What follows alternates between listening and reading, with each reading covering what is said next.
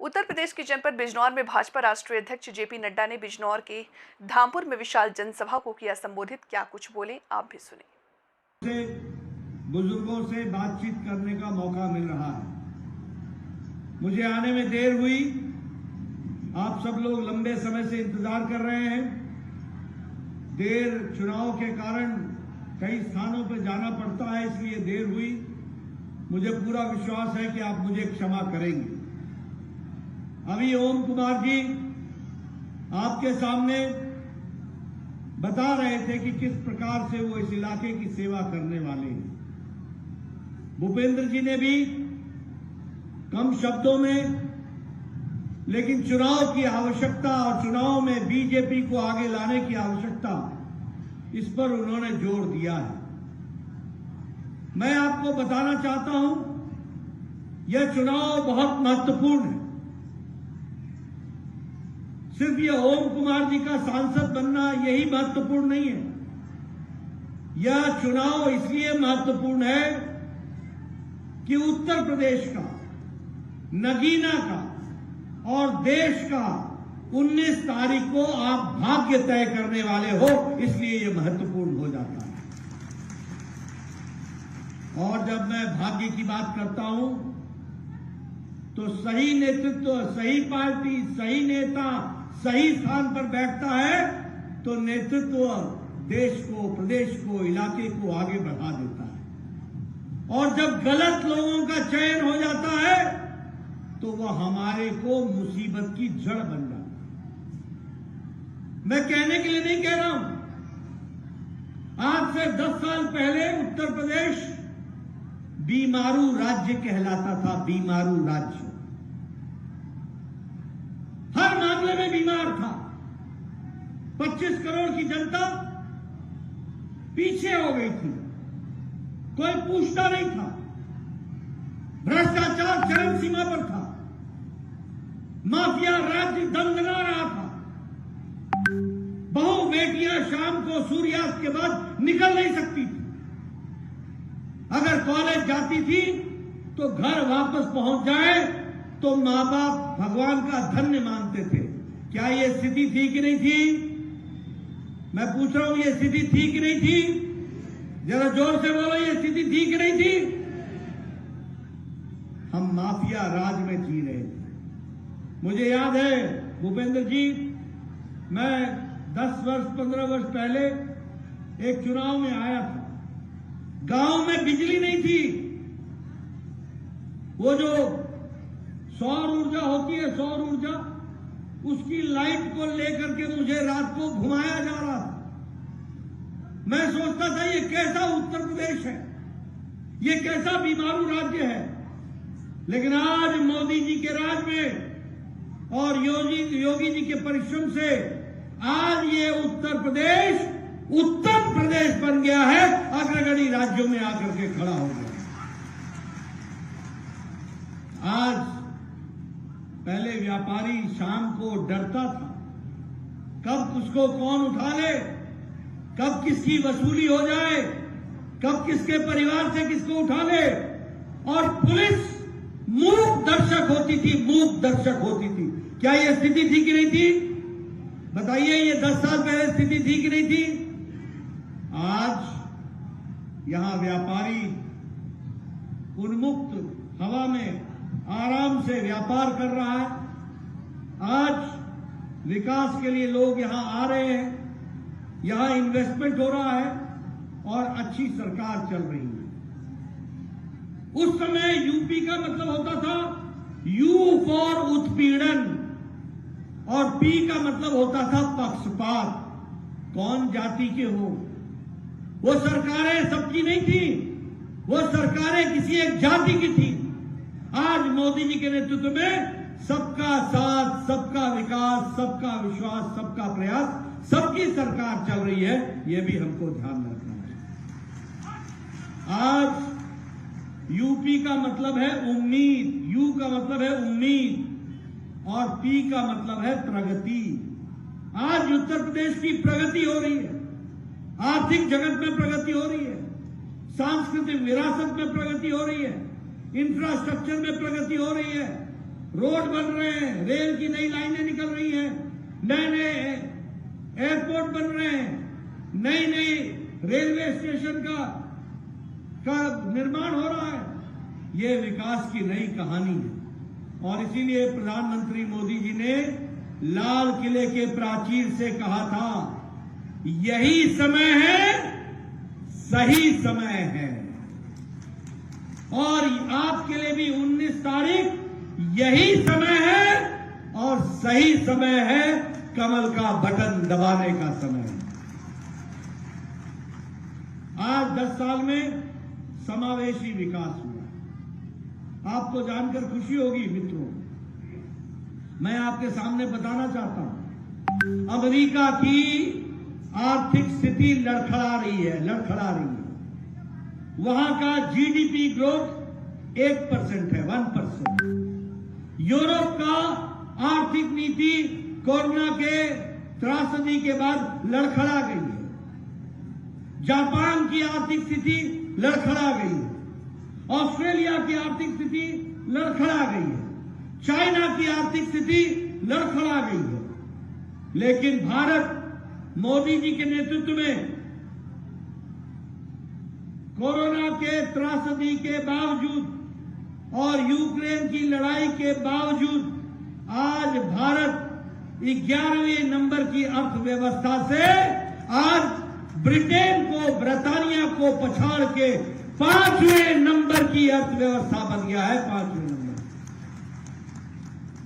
आज आपको जानकर खुशी होगी कि प्रधानमंत्री मोदी जी के नेतृत्व में जब तीसरी बार सरकार बनेगी तो 2024 के बाद 2027 में मोदी जी के नेतृत्व में भारत तीसरे नंबर की अर्थव्यवस्था बन जाएगा, तीसरे नंबर की अर्थव्यवस्था। एक भारत श्रेष्ठ भारत की दृष्टि से आगे बढ़ेगा। मोदी जी ने राजनीति की संस्कृति बदल डाली है। आज समावेशी, सर्वस्पर्शी और जवाबदेही सरकार है। पहले कैसी सरकार होती थी? ये फलाने की सरकार है, ये अगड़ों की सरकार है, ये पिछड़ों की सरकार है, ये फलाने जाति की सरकार है, ये पिछड़ों की सरकार है। आज जो सरकार है वह सरकार सबकी सरकार है और सबको साथ लेकर के चलने वाली सरकार है।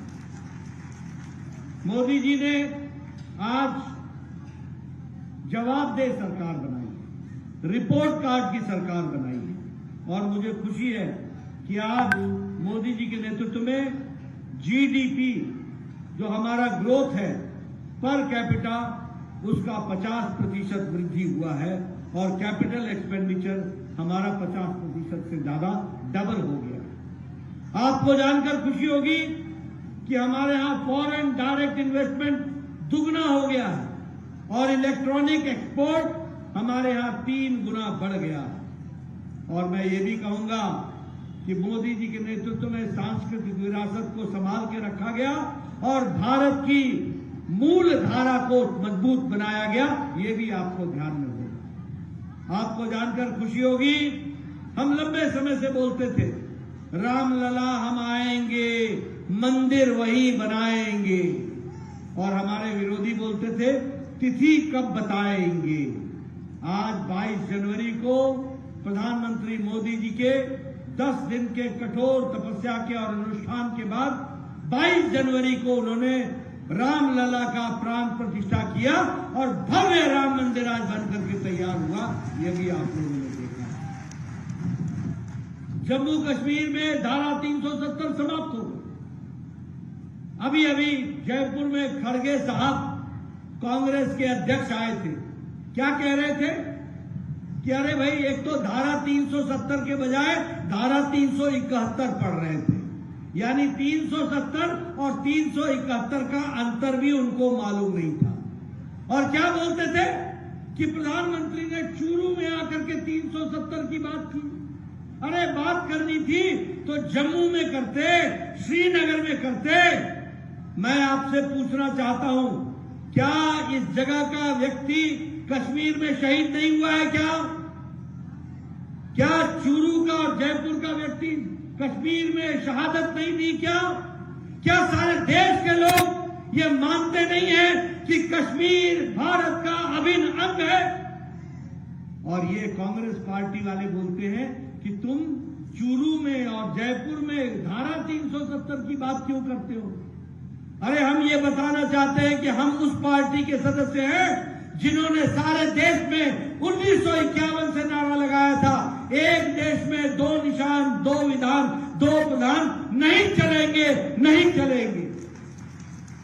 और प्रधानमंत्री मोदी जी ने, उनकी इच्छा शक्ति ने और अमित शाह की रणनीति ने 2019 के 6 अगस्त को भारत के पार्लियामेंट में अपनी उंगली दबा करके धारा 370 को धाराशाही कर दिया।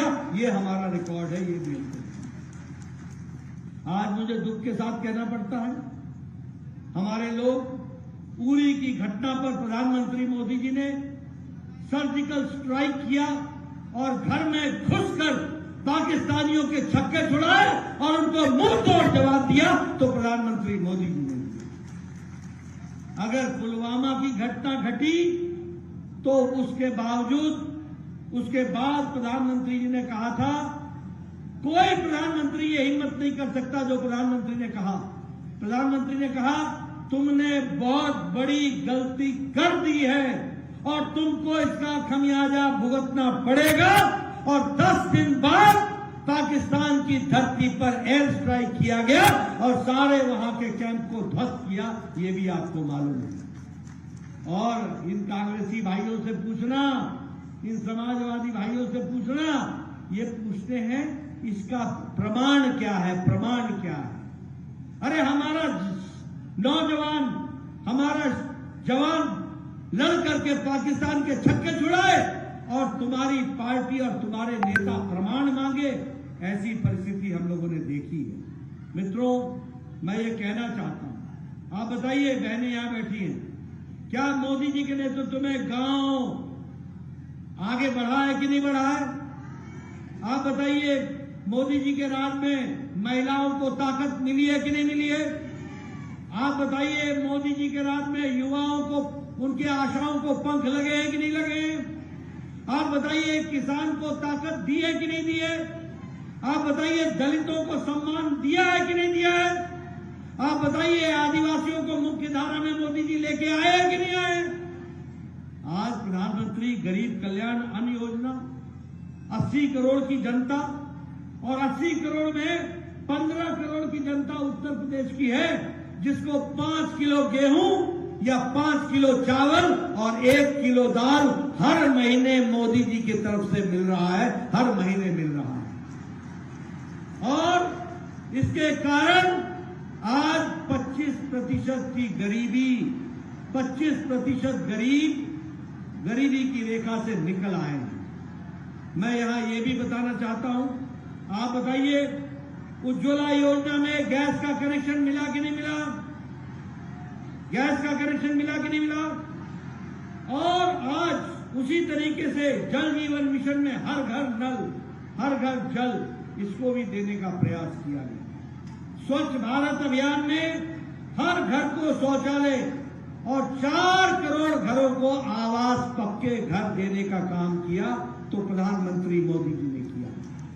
इसलिए मित्रों, मैं ये कहना चाहता हूं आपको कि चाहे गांव हो, गरीब हो, वंचित हो, पीड़ित हो, शोषित हो, दलित हो, किसान हो, युवा हो, महिला हो, इनको ताकत देने का काम किया तो नरेंद्र मोदी जी की सरकार ने किया है, ये भी आपको ध्यान रखना। मैं यहां ये बताना चाहता हूं कि सेंट्रल का एड उत्तर प्रदेश का प्रधानमंत्री मोदी जी ने 4 गुना बढ़ा दिया है, 4 गुना बढ़ा दिया है। उसी तरीके से इंडस्ट्रियल कॉरिडोर के माध्यम से अलीगढ़, आगरा, झांसी, कानपुर, चित्रकूट और लखनऊ, इनको जोड़ा गया है। और इसी तरीके से 27 नए मेडिकल कॉलेज खोले गए उत्तर प्रदेश में, 27 मेडिकल कॉलेज। बोलिए, बिजनौर को मेडिकल कॉलेज मिला कि नहीं मिला? सहारनपुर को मेडिकल कॉलेज मिला कि नहीं मिला? आप बताइए, कैराना को मेडिकल कॉलेज मिला कि नहीं मिला? हर दृष्टि से आगे बढ़ाने का काम किया गया है। और उसी तरीके से नेशनल हाईवे लगभग 3000 किलोमीटर की सड़क बना करके दी है और उसको भी आगे बढ़ाया गया है। वंदे भारत की ट्रेनें चलाई गई हैं और विकास की दृष्टि से हर दृष्टि से काम हुआ है। बताइए, धामपुर में 500 बेड का 100 बेड का हॉस्पिटल बना कि नहीं बना? धामपुर में बना कि नहीं बना? उसी तरीके से नई नई सड़कें बन रही है कि नहीं बन रही है? आप बताइए, नगीना का विकास हो रहा है कि नहीं हो रहा है? हर दृष्टि से आगे बढ़ाने का काम चल रहा है कि नहीं चल रहा है? मैं चाहूंगा कि आप ओम कुमार जी को आपका आशीर्वाद मिले और ये जाकर के मोदी जी का साथ दे करके नगीना को आगे बढ़ाएं, उत्तर प्रदेश को आगे बढ़ाएं और विकास की एक नई गंगा बहाएं। मित्रों, मैंने आपके सामने विकास की एक नई कहानी आपके सामने रखी, लेकिन मैं ये घमंडिया गठबंधन के बारे में भी बात करना चाहूंगा। मैं ये कांग्रेस पार्टी के बारे में भी बात करना चाहूंगा। मैं समाजवादी पार्टी के बारे में भी बात करना चाहूंगा। ये जो घमंडिया गठबंधन है, ये जो इंडी अलायंस है, ये कांग्रेस, समाजवादी पार्टी, आप पार्टी, टीएमसी, इन सबका जो गठबंधन है, ये गठबंधन सिर्फ दो बातों का गठबंधन है। दो बातों का। एक गठबंधन है कि ये सभी भ्रष्टाचारी हैं और सब भ्रष्टाचार से बचने का गठबंधन है। भ्रष्टाचारी हैं और भ्रष्टाचारी बचाओ गठबंधन है। और दूसरा, ये सभी परिवार की पार्टियां हैं। इनको आपसे कोई लेना देना नहीं है, इनको आपसे कोई मतलब नहीं है। ये परिवार की पार्टियां। मैं आपके सामने बताना चाहता हूं, बताइए, कांग्रेस पार्टी ने कोयला घोटाला किया था कि नहीं किया था? बोलो, किया था कि नहीं किया था? चीनी घोटाला किया था कि नहीं किया था? चावल घोटाला किया था कि नहीं किया था? ऑगस्टा हेलीकॉप्टर का घोटाला किया था कि नहीं किया था? पंडू